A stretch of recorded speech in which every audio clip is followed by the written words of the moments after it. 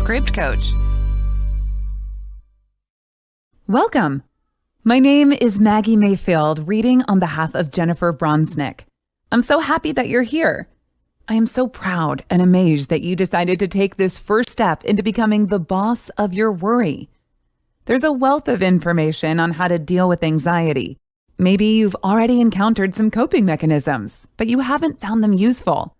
Hopefully, this course will offer you some new perspectives on and methods for handling anxiety. In the first unit, we'll take a comprehensive look at anxiety, what it is and why we have it. In the next couple units, we'll talk about how you can cope with anxiety using what I call the 6 essential cognitive patterns and other techniques. We'll wrap up by discussing how to empower others to manage their own anxiety. Using cognitive, breathing, and mindfulness techniques, we'll learn how to deal with anxiety. We'll also talk about some practical tips for becoming more resilient in the face of fear. That's the overall goal of the course. In case we don't know each other, my name is Jennifer Bronsnick. I'm a licensed clinical social worker and a certified anxiety treatment professional. Not only have I been in this field for almost 20 years, but I myself have been living with anxiety since about age 2. I know exactly how hard it is to stand up to fear. I understand that desire to hide away, to be comfortable, and stay snuggled up on the couch. But I also know that there is so much beauty, joy, and excitement in the world when we begin to show up for ourselves and say, "Okay, fear, get in the back seat. I'm sick of you bossing me around." You are so important. You're so special. The world needs you to show up, share your gifts, and be your authentic self without being held back and weighed down by the heavy energy of fear. If you're ready for evidence-based, effective techniques for managing anxiety, look no further. Let's get started by diving into Unit 1. I can't wait to see you there. Congratulations on joining us to take that first official step. Before we can really get into managing our anxiety, we have to fully understand it. If we no longer want anxiety to be the boss of us, we have to know why it's happening. Let's go back to the beginning. Hundreds of thousands of years ago, our ancestors lived in conditions where survival was not easy. If they wanted to survive the dangers of their environment, they needed fear and anxiety. If they saw a bush rustling, they had to assume that it was a tiger or some other predator. Any chill cavemen or cavewomen were probably eaten, so they were unable to pass down their relaxed, anxiety-free DNA. We have been gifted with fear-based physiology, and unfortunately, many of us continue to experience these intense feelings today. We also know that there are epigenetic traumas that are passed down to us from our recent ancestors, like our parents, grandparents, great-grandparents, and so on. If these recent family members lived through a traumatic time, like the Holocaust, a drought, famine, or pandemic, those energies are still with us today in our genes. We are the result of many, many generations of anxious people because anxiety serves a purpose. We all have what is called a fight or flight response. When our ancestors saw a tiger, their bodies alerted them with anxiety and they got out of there. Today, we struggle with that a bit. When our ancestors felt anxious, they ran and they burnt off that energy, and their equilibrium was restored. The things that trigger our fight or flight response are not usually like that today. We are constantly inundated by a variety of different stressors and anxieties. It's not a tiger. It's fear of making mistakes or anxiety around being judged. Maybe we feel like we aren't living up to the expectations of others. Those are all real stressors that trigger the fight or flight response. Though we're not being chased by tigers, our reptilian brain doesn't seem to know that. So what exactly happens when we are anxious? The first thing is that there's some sort of triggering event. It can be a feeling, an interaction, a smell, a sound. Whatever it is, we detect that something is wrong. This kicks the amygdala into gear before we even have time to cognitively process the situation. The amygdala sends messages to different parts of the body that say, "Get me out of here, I'm dying." The uncomfortable feelings that we experience when we're anxious are caused by hormones released in our body when we have an anxiety response. Our hearts begin to race. Our fingers and toes might go numb. We might feel faint or have stomach aches. This is all a result of those hormones and biochemical reactions. Here's the thing though, they're not actually evidence of real danger. Just because you feel these things doesn't mean that there's anything wrong with you or your situation.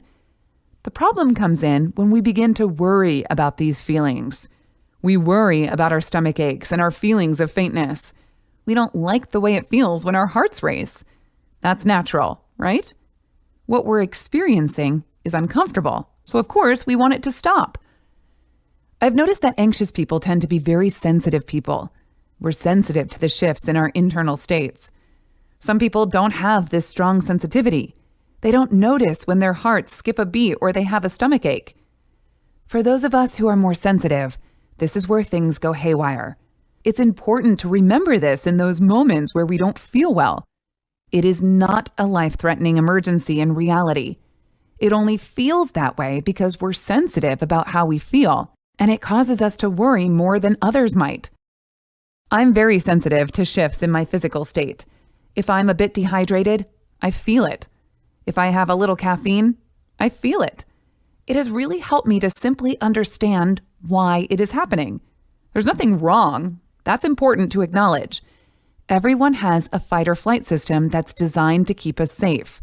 It just goes haywire sometimes. We feel anxious, and so the fight or flight system kicks in, and so we worry about that, and it makes us more anxious. It becomes a cycle that builds upon itself.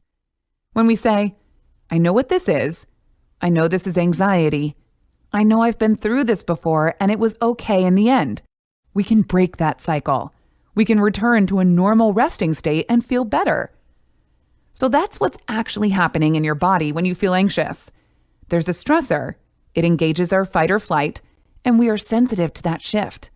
It doesn't mean that there is anything wrong. Things just went a little haywire. However, just because our anxiety is not evidence that something is wrong, that doesn't mean that it's harmless. It's just that the harmful aspects are sort of secondhand. When we feel anxious, we want to remove ourselves from the source of anxiety. That means we hide away. We begin to restrict our lives. And as we restrict ourselves more and more, the anxiety grows larger and larger. Instead, we need to learn how to put our worries and anxieties in the back seat so that it's not in control anymore. We want to take it out of the driver's seat. What do we put in the driver's seat instead? Your values, your soul, your why, the reason you're here, and I promise you have one. The thing we need most is to learn how to cope with our fears so that we can keep showing up. We want to keep showing up for our lives, for our friends, and for our families. We can do amazing things, and we want to, but sometimes the feelings that come along with those things are so terrible that we'd rather avoid them. But if we decide to learn to cope with our anxious feelings and show up anyway, something magical happens. Our fears get smaller. We become less resistant to worried feelings, and we keep showing up anyway. We slowly retrain our brain and nervous system to feel safe. There's a good trick for this. I like to name the part of myself that is susceptible to anxiety. I call it my worry part. When we do this, it becomes an external part of us. The worry part is just one part of me that is trying to keep me safe, and it's the same for you. So we shouldn't hate on it. It wants us to live and survive. Just acknowledge when your worry part makes itself known. I encourage you to name this part of yourself. You can even draw it and give it a face, but I recommend that you make it look non-threatening. When we have this external part that we can talk back to, we can move on from our state of worry because we can acknowledge that these feelings are just caused by our worry parts. We can acknowledge my worry part is going to show up at a variety of times depending on what I'm thinking, doing, or what's happening in my body. Sometimes there is physical or biological stuff happening that can make you feel unsafe, especially if you have trauma in your history. So when you start to feel anxious, acknowledge your worry part. This isn't magic. Naming your worry part is not going to make these feelings instantly disappear. However, it does create space between the experience and how we really want to feel. So name it to tame it. Let's do an exercise to wrap up by developing your worry part. Name it. Draw it if you're so inclined. Remember, this is a tool to help you see your anxiety as something that is external to yourself. So choose something non-threatening and start imagining your anxiety as just an external part of yourself.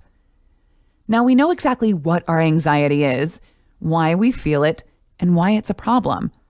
We've also got a quick exercise to help reframe and think of anxiety in a less threatening way. Now let's move on to Unit 2, where we'll dive deeper into coping strategies, including 6 cognitive patterns for well-being. See you there. There are many different ways to cope with your anxiety. We covered a couple of those in Unit 1. Understanding and normalizing your anxiety and acknowledging your worry part. We're also going to cover even more examples later. Right now, I'd like to focus instead on 6 cognitive patterns for managing anxiety. I think it sets a great foundation for us to build on. Just learning this information is not going to change anything. We need to practice these methods, experiment with them, and find what works for us as individuals. That is what will ultimately help us become more resilient in the face of anxiety. The cognitive thinking patterns that I'm going to share with you will be a big help on your journey to managing anxiety, and they'll also come in handy as you try out other treatment options. Let's get into it. The first of our 6 cognitive patterns is flexibility. Being flexible is the opposite of being rigid. When someone is rigid, it means that they have to have things an exact certain way. If something is scheduled to happen on Tuesday, it has to happen on Tuesday. If they prefer to have dishes done a certain time of day, they have to be done at that time. Of course, it's helpful and healthy to have good habits and routines, but if we can't cope with these habits or routines changing, that becomes a problem. There are always unexpected variables that can throw off these habits and routines. We can't be completely in control of our surroundings all the time. Because we can't always control our surroundings, we want to be like a cooked spaghetti noodle, flexible, going with the flow, bending without breaking. An uncooked spaghetti noodle would snap in half if you tried to bend it. We don't want to snap, especially at our loved ones who can often become the target of our stress. So think about something you can be a bit more flexible about. Can you shift from your rigid idea of how the day has to go and take a more flexible approach instead? Can you make room for someone to interrupt your routine or habits? Can you wait and see how the day might go without trying to make a plan? When something doesn't work out as we expected, that's when you can use some of the exercises that I'll get into later on in this course. 2 that would be useful for these situations are heart math and nasal breathing. These exercises, combined with a little self-compassion and mindfulness, can help you refocus and be more flexible. The second cognitive pattern is focusing on the parts. We've already done this a little bit by pulling out our worry part. Compartmentalizing can be a really helpful strategy for any parts of your life, like your job, your role as a parent, or your life as a student. With all these different parts of you, there are going to be some parts you don't like. Maybe you hate your job, or being a student is really stressful for you. It's natural to have parts that you don't like. You can't expect to love everything in your life. There will also be parts that you like and parts that you love. Maybe you love being a parent, or you've just landed your dream job. Even these parts aren't completely representative of who you are. We want to be able to pull out all of these different parts. When we have parts of ourselves that we dislike, it's normal for our minds to think, this is all terrible. But that's rarely the truth. Our brains are primed for what is called a negativity bias. We have to work to shift to a more optimistic mindset, and it can be hard. We have to learn how to say to ourselves, something good might come out of this hard thing that I'm experiencing. I choose to focus on that as well as the bad parts. It's important to recognize both the good parts and the bad parts. We're not trying to get rid of the bad parts with this cognitive pattern. We're teaching ourselves to cope with both the good and the bad because a good life will always have both. Our third cognitive thinking pattern is problem solving.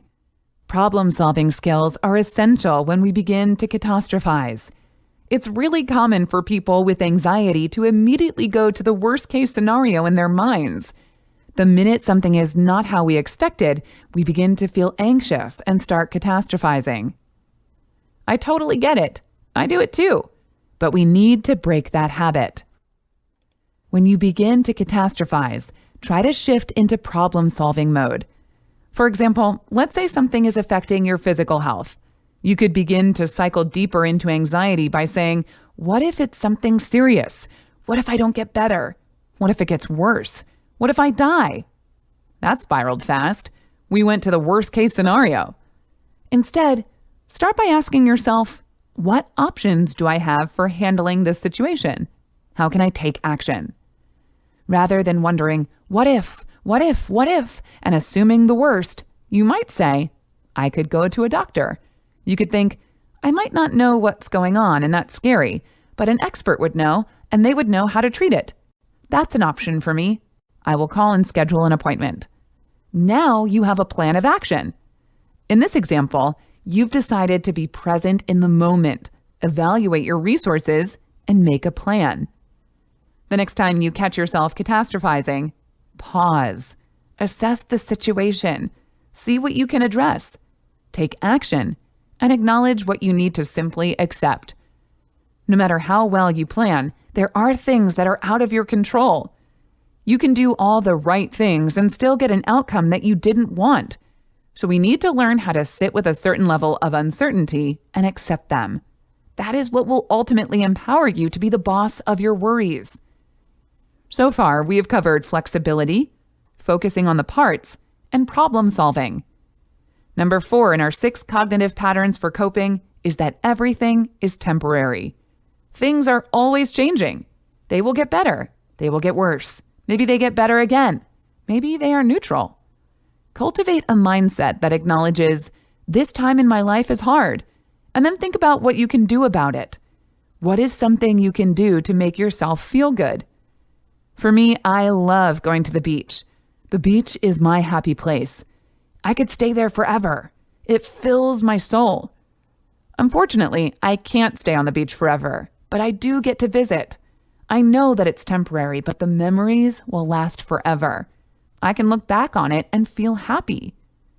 What's your happy place? Can you visit it during this difficult season in your life? If not, is there a happy memory that you can look back on? This can provide some relief as you acknowledge your temporary situation and endure it. It helps you to be more resilient. Remembering that things are temporary is also so important if you are raising kids. Every stage of their lives is temporary, so don't get too comfortable. When we hold on and try to prevent change, it's only going to cause suffering. Instead, we should be present and embrace it all with mindfulness. Simply be aware of the present without passing judgment. Our 5th pattern is to focus on others. When we're anxious, we turn our focus inside and become very absorbed in our experience. This is true of any mental health struggle. The solution is to focus on others. I have experienced this myself. When I had children, my anxiety went down a lot. I had other anxieties, but the anxiety that I had been struggling with for a long time was reduced once I had someone else to focus on, someone else to take care of. It didn't go away entirely. It still pops up now and again, but I have something to shift my focus toward. So when you're feeling anxious, try to shift your focus by asking yourself, how can I be of service? Go help someone. Do something kind. Give back. Give all the gifts that you have in this world and trust that they will come back to you. Be ready to receive them. Our last cognitive pattern is taking aligned action. What does that mean? When you take aligned action, you do things that you don't want to do. You push through because when you do them over and over, you'll learn that they're not so bad. Your brain will relearn and it won't be as big of a source of anxiety. The key to success in this cognitive pattern is to just get out there, decide you're going to do it, acknowledge that you can do it, and take charge. Plan these situations out. Write them on your calendar. Create a plan of action and then carry it out. A great first step is to practice the exercises in this course. Once you find one that works for you, it will be easier to be flexible and to have confidence in your own strength. So try some of them out. Find one that you like and use it to help you take aligned action. Now, we've covered our 6 cognitive patterns for coping: flexibility, focusing on the parts, problem solving, acknowledging that everything is temporary, focusing on others, and taking aligned action.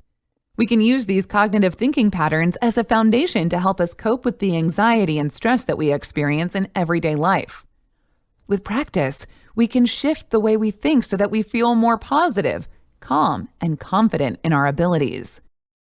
That wraps up this unit. In the next one, we'll talk about various ways that we can manage our anxiety. We'll cover mindfulness, deep breathing, EFT, and many other great tools. You won't want to miss it. See you there. Welcome back. In this unit, we're going to do the work to find out how to manage our anxiety. We're going to cover a lot of ground here, and there will be a lot of practicable approaches for managing anxiety along the way. So feel free to pause and reflect if you need to. Write some things down, practice these strategies, and come back when you're ready for more. While you're practicing, I encourage you to be open-minded and experiment. You might find one strategy that really sticks for you personally. If that's the case, keep using it. And if there's one that you're just not feeling, move on from it. There's no need to keep trying techniques that don't work for you.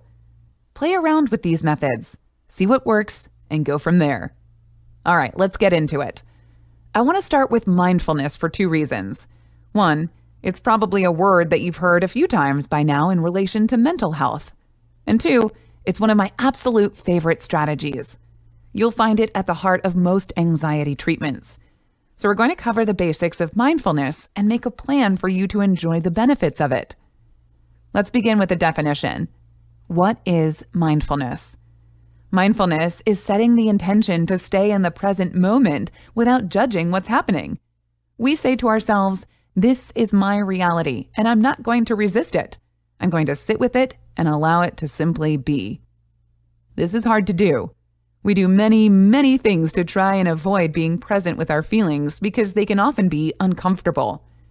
But when we choose the mindfulness mindset, we can acknowledge the discomfort and still find peace for ourselves. It's important to note that mindfulness and meditation are different things. They're often confused or used interchangeably. Meditation is a practice, while mindfulness is a mindset. You are being mindful when you meditate, but you don't have to meditate to be mindful. When you practice any of the exercises that we cover in this course, I encourage you to do them mindfully. Say to yourself, I'm going to be present right now. You can do it while you try these practices. You can do it when you eat a meal. You can even do it while you brush your teeth. Just commit to being in the moment. That's it. There's nothing more to it. Just be. If you'd like to practice mindfulness and meditation together, you can do an internet search for mindfulness meditation or visualization exercise. You will find exercises to help you develop your mindfulness. I also offer these exercises in the full version of this course, Be the Boss of Your Worry.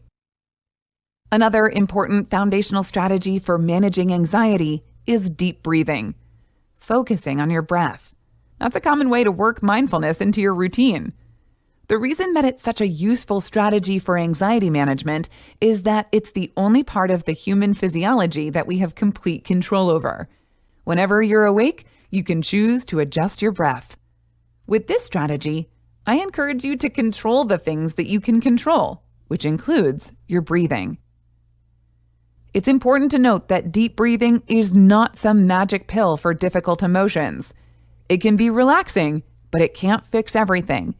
So be compassionate with yourself and acknowledge that it's hard work to deal with the tough emotions you're facing. The next time you feel overwhelmed or anxious, try this exercise. Breathe in through your nose as you count to 5. Hold your breath for 5, then exhale for 10, or some number longer than your inhale. When we do this exercise, we slow our breathing, which slows our heart rates. It relaxes us and gives us a sense of control over our current experiences. If you can, work deep breathing exercises into your daily routine. Think of when and where you will practice deep breathing every day. You might set an intention to be present and take 10 deep breaths each time you come to a red light while you drive.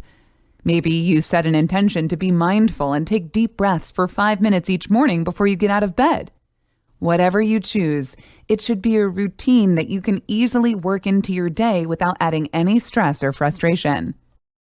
Now that we know the basic benefits of deep breathing, let's talk about heart-centered breathing. It's an easy technique to use when you're under stress to help you return to the calm, alert state that is your default. It can help you take a quick time out for yourself so that you can step back, bring awareness back to your body, and neutralize or minimize some of the depleting emotions that you're feeling. To practice heart-centered breathing, begin by adopting that mindset of mindfulness. Shift from your state of stress and avoidance to peace and non-resistance. Then focus your attention on your heart. You can do this just in your mind, or you can physically place your hand over your heart as well, feeling your heartbeat. Now take a breath and imagine that breath flowing in and out of your chest. Find a rhythm that works for you, whatever feels natural, and take at least 3 breaths. That's it. You really can't get it wrong. Use this exercise anytime you want to pause the impact of your stress, reduce the intensity of the situation, or neutralize your emotional reaction. When you're doing heart-centered breathing, the goal is not to change anything. Your situation won't change. It won't magically resolve anything. Simply take the time to focus on the area of your heart and attempt to return to a regular, normal state. In addition to being conscious of your breath, it's helpful to activate your imagination. In doing so, you can bring positive feeling states into the current moment. When we reimagine ourselves in a positive state, it creates coherence, and coherence leads to better mental well-being and resilience. When we're having trouble managing our anxiety, it's hard to think of something positive. So it's crucial to have a few go-to ideas ready to remind yourself of before it gets to the point that you are at risk of a panic attack.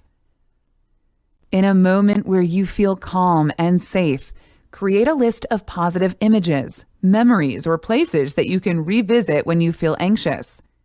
Try to come up with 5 different ideas to help you refocus when you're anxious. You can create a written list, type it in a note on your phone, draw some pictures, or just memorize them in your head. Whatever is most useful to you. Think of these things while you do your heart and breath work. By thinking of positive ideas ahead of time, we take the offense against anxiety. That is, we act preventatively to reduce anxiety. We act in advance. Another way to go on the offensive is to think about what causes you stress. Take a moment and be honest with yourself. Which of your habits may be creating anxiety?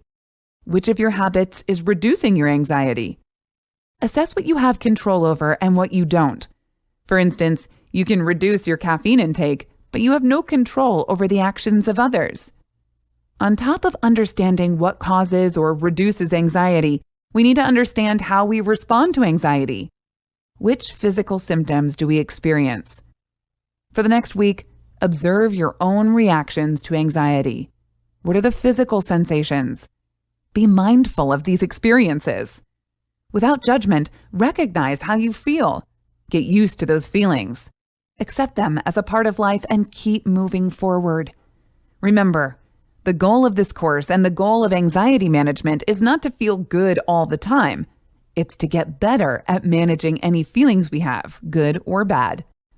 Another tool that I love is called EFT, which stands for Emotional Freedom Technique. Many patients find value in practicing EFT.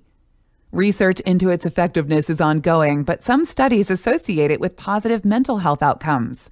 I personally use EFT, and I've known it to help others as well. Before we talk about what it is, let's start with the premise behind it. Back when our ancestors were vulnerable to predators, they would see a predator, feel the spike in anxiety, run to get away, and then that initial fear passed. The predator was left behind, and by running, they could burn off the intense energy and adrenaline in their bodies. They were able to feel normal again and move on with their day. Now, our stressors are not the same.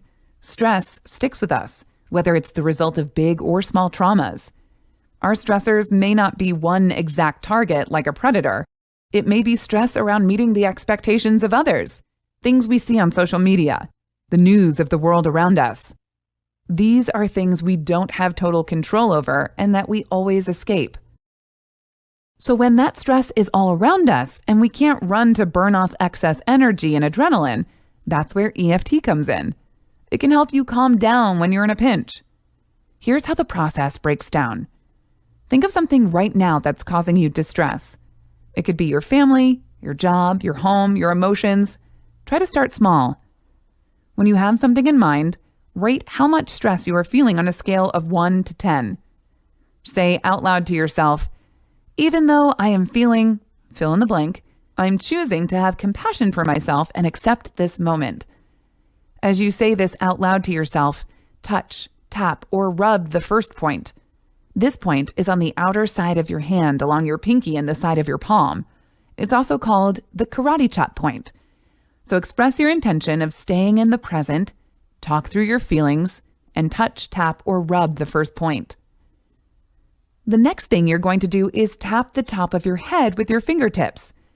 Continue to express yourself out loud. You can say anything. Say what's causing you stress, how it physically makes you feel, how you feel emotionally, whatever comes to your mind at that moment, and also express compassion for yourself. Keep on tapping through the following points: eyebrow, side of the eye, under the nose, under the chin, collarbone, under the arm. As you do this, be mindful of how you feel. Is anything changing? You rated your stress at the beginning of this exercise. Has it changed? Has it gone down or up? If it hasn't changed or has gone up, try repeating the process. If you begin to feel better, I encourage you to do a round of positive tapping. Continue to tap the first point or the top of your head. This time, focus on speaking positively about your situation.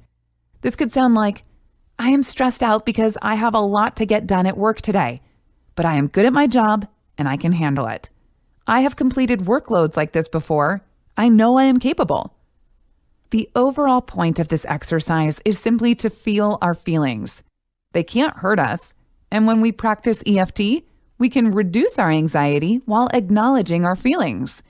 Then we can move forward with our day. That's a bit of a complex practice, but I find it really useful. Let's talk more about some simple strategies. For some of us, our hands get cold when we feel anxious. Warming your hands can reverse a biochemical response in your body so that you feel a bit more comfortable. This is a really easy way to calm yourself down a little bit. Some easy solutions would be to run warm water over your hands. Hold a mug of something warm like coffee, tea, or cocoa, or just rub your hands together. As you warm your hands, be mindful of how they feel. Do they feel heavier or lighter? How do your fingers feel? Notice those sensations as they come and go. And as always, stay present. You may be surprised at how something so basic can help reduce anxiety. If you want a strategy that's practical and a bit fun, create a playlist. Music does wonders for our moods and biochemistry. There are even music therapists who focus on this type of treatment. However you listen to music, whether it's streaming platforms, digital libraries, or a burned CD, put together 10 songs that make you feel comfortable, relaxed, and uplifted. Keep this playlist close in areas where you feel the most anxiety. This could be work, home, or in the car to make you comfortable while you're on the way to something stress-inducing. When you begin to feel anxious, listen to the music you've chosen for yourself and take slow, deep breaths. Dance if you think it will help. Remind yourself that you are totally in control of your body and let the music lift you up. At this point, we've covered some great strategies to help you manage anxiety. To recap, these strategies include choosing mindfulness, deep breathing, heart-centered breathing, activating your imagination to think positively, going on the offensive, using EFT, warming your hands, and making a playlist. Let's do a quick exercise before we wrap up this unit. As I said in the beginning, some of these techniques will be helpful for you, and others might not. In this Choose Your Own Adventure exercise, I want you to take a quick inventory of the new techniques you've tried. Rate them on a scale of 1 to 10 and write out why you think each exercise did or did not work for you. Use this time of reflection to choose which exercises you will rely on going forward. Do your best. Avoid judgment if you fall out of your routine, and eventually, you will gain trust that the exercises you choose will be the right ones for you at any given moment. Trust your intuition and welcome any breakthroughs that you experience. That wraps up Unit 3. I hope you found these anxiety management strategies helpful and that you continue to experiment to find what works best for you. In our next unit, we'll talk about how you can empower others with what you've learned in this course. See you there. Welcome back, and thanks for joining me. You've learned a lot in this course so far, including how anxiety works, some tools to manage it, and thinking patterns to help you manage it. Pat yourself on the back for getting to this point. It's hard work. In this unit, we're going to talk about how you can share what you've learned with other people in your life. This can be very rewarding and also gives you an opportunity to revisit some of the topics we've covered. To get started, think of someone you'd like to share with. Is there someone who has shared with you that they also struggle to manage anxiety? Or you can simply share what you learned with your partner or someone who makes you feel safe. Talk about the tools that work for you or share something new that you learned about anxiety. You can even ask them to practice some of the anxiety management strategies with you. Before you start sharing, invite them to talk about what you've learned. Ask if they're ready. This is especially important for a friend or loved one who has struggled with anxiety. If they're not ready to talk about it with you, accept that answer and find someone who is ready. Once you've found someone who's willing to hear about it, lay it all out for them. Share a little bit of knowledge with them every day. Aim to spend just 5 minutes a day talking about it. Maybe you talk about identifying your worry part or something else you found valuable. It doesn't have to be perfect. You're just sharing your experience and what you found useful. By teaching what you've learned, you empower yourself and others. You will understand this information at a whole new level because you're spending more time with it and also learning your friend or loved one's perspective on it.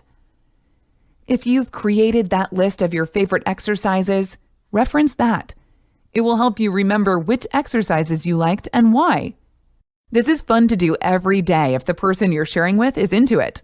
If you can tell that they aren't so interested anymore, feel free to ease up.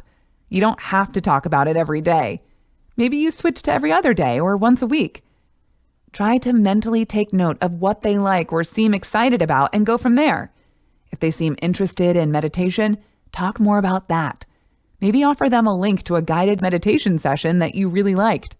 The things that they like are probably going to be different from what you liked, so be willing to follow their lead a little bit. If sharing what you've learned with a friend or loved one makes you feel uncomfortable, consider sharing a video or a portion of this unit instead. Ask them to listen or watch with you, and then you can talk about it after. Do whatever makes you feel comfortable. There is no wrong way to do it. To help you get started, let's take some time to do an exercise. Write down 5 exercises or lessons from this course that you think a loved one would benefit from. Think back through what you learned about anxiety, the cognitive patterns we discussed, and the anxiety management strategies you practiced. As you do this exercise, try to have someone particular in mind. Remember, this is just practice. Maybe this person will be receptive to hearing what you want to share, but maybe they won't. If you end up sharing with someone else, revisit this exercise to see if you want to change any of the items on your list. Once you find someone to share with, you'll always have a rough idea of what you want to talk about. That concludes our unit on empowering others. Join us in our next and final unit to recap what we've learned. I'll also be sharing some great resources to help you continue on your journey to managing stress and anxiety. See you there. Welcome to our final unit. You did it! We have covered so much information in this course. I hope you're feeling empowered to be the boss of your own worry and to help others do the same. Let's do a quick review of what we've learned. We learned about the basics of anxiety, mainly what it is and why it exists. We talked about how to identify our worry part and treat it as something exterior to ourselves. We dug deep to talk about 6 cognitive patterns for coping with anxiety. These patterns included being flexible, focusing on the parts, problem solving, acknowledging that everything is temporary, focusing on others, and taking aligned action. We covered some of the best techniques for managing anxiety, like mindfulness, breath work, EFT, heart math, activating your imagination, going on the offensive, EFT, and more. And we wrapped up by discussing how you can teach others to be the boss of their worry. I hope you have found these lessons useful and that you have enjoyed this course. For more information and support, head over to my website, www.jenniferbronsnick.com. There, you can see my full Be the Boss of Your Own Worry course and reach out to me for more support and information. Thank you so much for joining me in this course. Until next time.